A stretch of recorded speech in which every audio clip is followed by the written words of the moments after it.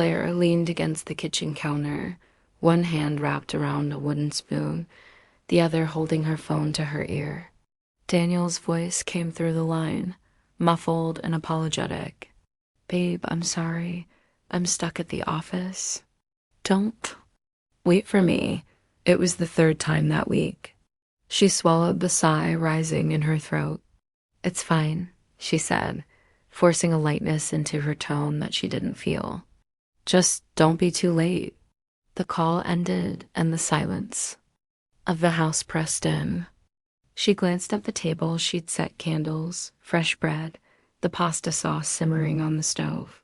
It had seemed like a good idea an hour ago, but now it looked almost pitiful.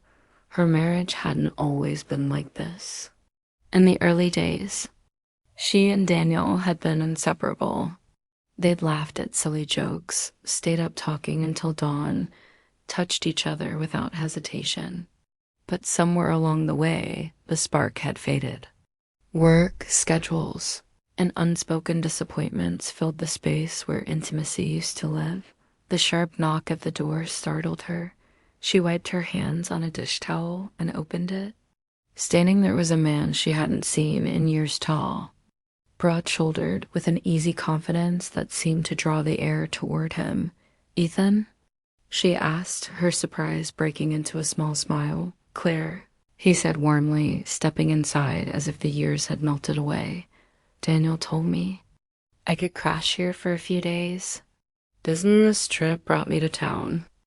Her mind flashed back to the last time she'd seen him at her wedding reception, laughing with Daniel, tie loose around his neck. He had the same piercing eyes, but now there was a subtle roughness in his features, a maturity that made her look twice, right? "He didn't mention you'd be here tonight," she said, glancing toward the living room. Ethan shrugged. "Guess he forgot. You mind?" "No, of course not. Just unexpected." She moved aside to let him in, catching the faint scent of rain and something clean, like cedar. He dropped his bag by the couch. "Wow, smells amazing in here. You cook like this every night?" "Not really," she admitted, feeling oddly self-conscious. "This was supposed to be for Daniel." Ethan's smile was soft, almost sympathetic. "Let me keep you company then." "No sense letting it go to waste." They sat at the table, the candles flickering between them. Conversation started with the usual catching up how he'd been traveling, the companies he'd worked with, the places he'd seen. She found herself laughing more than she had in weeks, the sound feeling foreign in her own mouth. At one point, his gaze lingered on her a moment too long, and she felt warmth creep up her neck. It wasn't blatant, but it was enough to make her aware of the faint quickening of her pulse. The minutes slipped by. The pasta cooled. Still, Daniel didn't call again. When the dishes were cleared, Ethan stood to help her. "You got the sauce. I'll handle the plates," he said, brushing past her on his way to the sink. His arm grazed hers bare skin to bare skin, and the touch was like an electric spark. She stepped back, pretending to adjust a towel. "Thanks," she murmured, avoiding his eyes. "Anytime." His tone was casual, but there was something else there. A quiet note she couldn't quite name. By the time everything was cleaned, the clock read nearly 11. Daniel still hadn't come home. Claire excused herself to get ready for bed, retreating to the sanctuary of her room. She changed into a soft cotton nightshirt, the familiar smell of lavender fabric softener wrapping around her. But when she lay down, sleep didn't come easily. Through the thin wall, she could hear faint movement in the guest room, Ethan setting things in place, the creak of the mattress as he lay down. She stared at the ceiling, telling herself she was just overtired, that her mind was making too much of nothing, yet the image of him at the table lingered, the way he'd listened intently, how his laugh had filled the room, the brief heat of his arm against hers. She turned over, pulling the blanket up to her chin, willing herself to think of something else. But the harder she tried, the more her thoughts returned to him. The house was too quiet, the night too long, and the presence of another man in the next room felt like a current in the air, subtle, but impossible to ignore. Somewhere deep down, she knew something had shifted that night, even if nothing had happened yet. It was as though a door she didn't realize existed had been left ajar, and she wasn't sure she wanted to close it. Asterisk, the smell of coffee drifted into Claire's room the next morning, warm and rich, pulling her from an uneasy sleep. She sat up, brushing hair from her face, and glanced toward the window sunlight. Streamed in, golden and sharp. Somewhere down the hall, a cupboard closed, and she heard the low hum of someone moving about. When she stepped into the kitchen, she froze. Ethan was standing by the counter, pouring steaming coffee into 2 mugs. His hair was slightly tousled, like he hadn't bothered to comb it yet, and his t-shirt hung loosely over broad shoulders. But it wasn't the shirt she noticed. It was the fact that he wasn't wearing it when she first caught sight of him. His back defined and strong as he reached for the sugar. He glanced over, a slow smile spreading across his face. "Morning. Hope I didn't wake you." Claire shook her head, forcing herself to move toward the table. "No, I was already awake." That wasn't entirely true. He slid a mug toward her. "Figured you could use one? Black, right?" She blinked. "You remember that?" "Some things stick," he said simply. Taking a sip from his own mug, they fell into easy conversation, the kind that flowed without effort. He told her about the places he'd visited since they'd last met: New Orleans, Chicago, a brief stint in Europe for work. She listened, genuinely interested but aware of the subtle pull between them. The way he leaned forward when she spoke, how his eyes stayed on hers a beat longer than necessary, it made the air feel different. After breakfast, she mentioned the leaky faucet in the upstairs bathroom, more out of habit than expectation. "Daniel's been meaning to fix it for weeks," she said, smiling. Ethan set down his coffee. "I can take a look." "Got nothing better to do until my meeting this afternoon."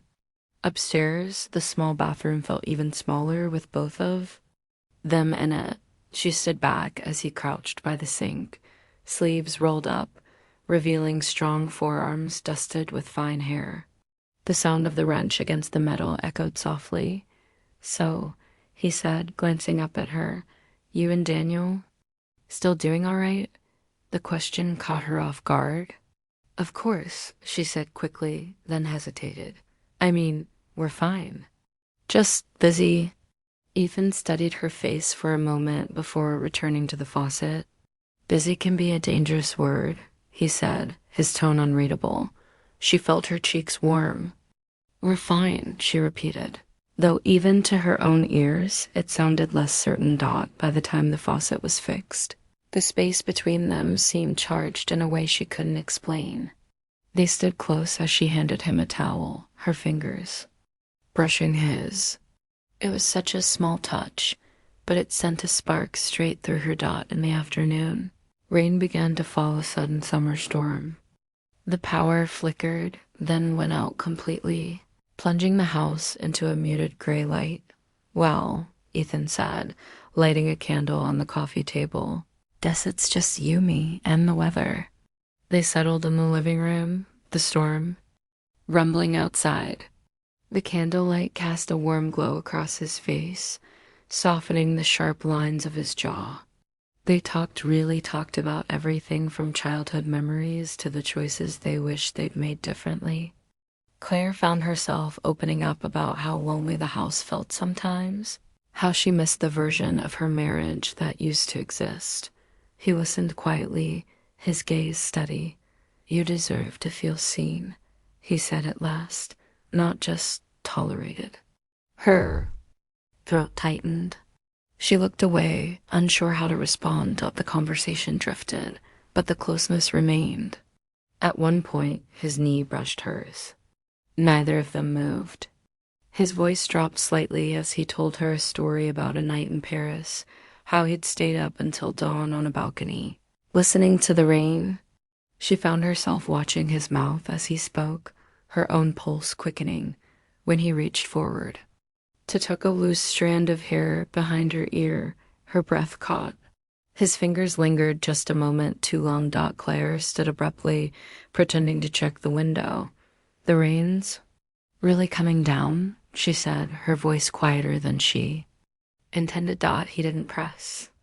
Instead, he leaned back on the couch, watching her with an expression she couldn't quite read, half curiosity, half something else entirely. That night, as she lay in bed, the sound of rain still pattering against the roof, she thought of that moment, the way his touch had felt, the way her body had leaned toward him without permission.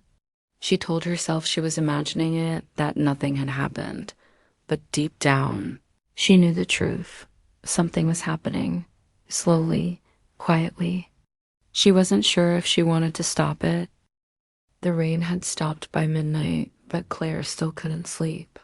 She lay on her side, staring at the faint outline of the dresser in the dark. The house was silent except for the occasional creak of the floorboard settling. She told herself to close her eyes, to rest, to push away the thoughts that had been circling since dinner. But every time she tried, she saw Ethan's face lit by candlelight, heard his voice low and steady in the quiet storm. Finally, she gave up. Slipping out of bed, she padded softly down the hallway, careful not to make the floor groan beneath her weight. She told herself she was only going to get a glass of water. Nothing more. The kitchen was dim, lit only by the soft glow from the streetlight outside. Ethan was there, leaning against the counter, a half-empty glass in his hand. He looked up when she entered, a small, surprised smile tugging at his mouth. "Couldn't sleep?" he asked. She shook her head. "You? Same." He gestured to the glass. "Figured a drink might help." She moved toward the sink, reaching for a glass from the cabinet. Their shoulders brushed as she passed him. The contact was light, barely there, but it was enough to set her pulse racing. They stood side by side for a moment, sipping in silence. Outside, the air was thick with the smell of wet pavement. Somewhere far off, a car door slammed. "I keep thinking about earlier," Ethan said quietly, not looking at her. Her heart thudded. "Earlier?" "In the living room," he said, his gaze shifting to hers. "You looked, I don't know, different, like you weren't here with me, but somewhere else entirely." She swallowed. "Maybe I was." His eyes held hers, steady and unflinching. "Where were you, Claire?" She didn't answer. Instead, she found herself studying the line of his jaw, the way the shadows deepened around his mouth.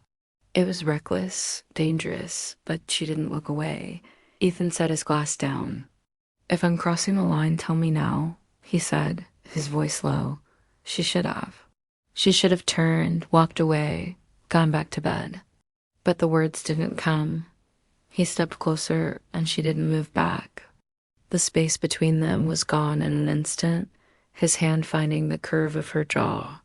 The first kiss was tentative, almost questioning, but when she didn't pull away, it deepened slowly at first. Then, with a sudden urgency that stole her breath, her fingers curled into his shirt, and she realized she was leaning into him, her body seeking the warmth of his. The kitchen, the quiet house, the fact that she was married, all of it blurred until there was only the thundering in her chest and the heat of his mouth on hers. When they finally pulled apart, her breathing was unsteady. She took a half step back, but his hand stayed at her waist. "This is wrong," she whispered. "I know," he said. But he didn't let go. The moments that followed felt both endless and fleeting. They moved with a kind of inevitability, each touch pulling them further past the point of return. He was steady, patient, but there was a stamina in the way he held her close, as if the night itself couldn't exhaust him. Every second made it harder to remember the boundaries she'd lived by for years. Somewhere in the haze, she realized she wasn't thinking about Daniel. Not once. Not until the moment passed and she found herself standing alone by the counter, Her pulse still quick, the taste of him still on her lips. Ethan stepped back, running a hand through his hair. We shouldn't, he stopped, exhaling sharply. We can't pretend this didn't happen, but maybe we can leave it here? She nodded, though the tightness in her chest told her she didn't want to. Neither spoke as they left the kitchen. At the top of the stairs, he hesitated, as if wanting to say more, then disappeared into the guest room. Claire returned to her bed, but sleep didn't come. She lay there until the first pale light of dawn crept through the curtains, thinking about the way his touch had felt, how alive she'd been in that moment, how nothing else had mattered. By the time she drifted into a light doze, it was already morning. She woke to the sound of the front door closing. Peering out the window, she saw Ethan loading his bag into the back of a cab. He didn't look up. Daniel came home that evening, tired but smiling, talking about meetings and deadlines. She smiled back, nodding in all the right places, but her thoughts were far away. That night, lying beside her husband, she closed her eyes and tried to will the memories away. But they stayed vivid, insistent, like the echo of a door that had been opened and could never be fully shut again.